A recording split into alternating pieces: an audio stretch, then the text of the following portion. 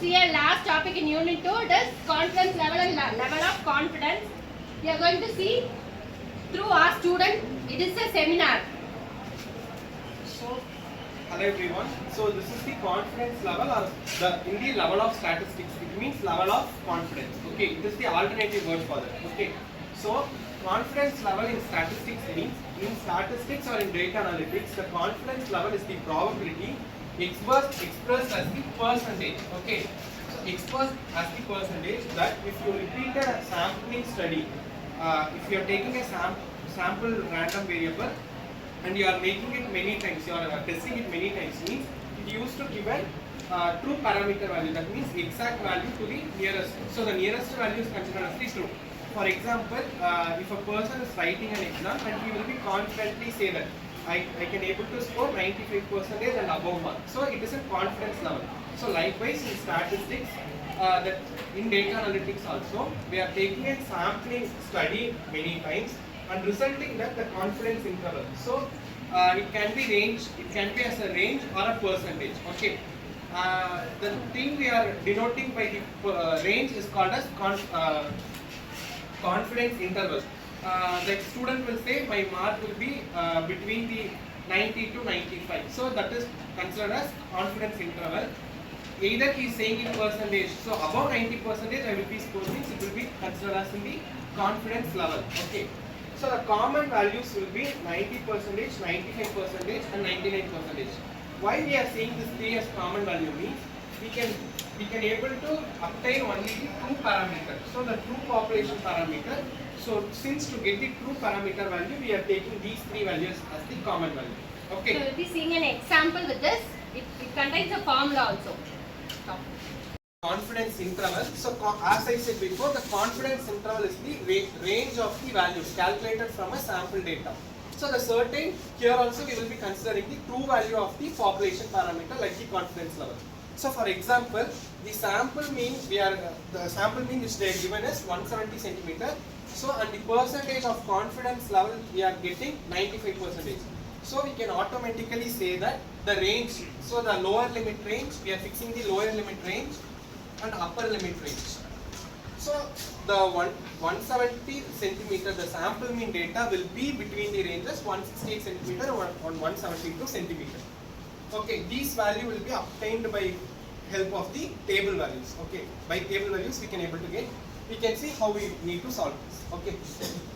So at final you want to give an interpretation that if this sample value will place between this value means our confidence level will be 95%. Okay. So there is a table for that, I will explain it. Okay. In this place, how he is saying, as he has explained in your exam, if you are thinking that you will score 80 to 85 range, so you have scored between 82 mark you have scored now, that is your confidence level of 95%. Like this he is mentioning. Okay. Next the formula. The formula for the confidence interval is x bar plus or minus z into the standard error. The sigma divided by root 10 is the standard error. Okay. So x bar means sample mean. X bar is the sample mean. Z is the Z score value. Z is the Z score value we are find from the Z test. Okay. And sigma divided by root 10 is the standard error value. And this whole will be considered as margin error. This whole term will be considered as the margin error values. Okay. So why plus or minus here means we need to find the lower and upper limit. The range values, right? So the upper limit and for the finding upper limit and lower limit values we are taking plus or minus. Okay. In the example, a sample of 50 students has an average height of 165 centimeter. So here the sample mean is 165. And what is the n? 50 students. A sample is taken from the 50 students. Okay, the sample size is 50.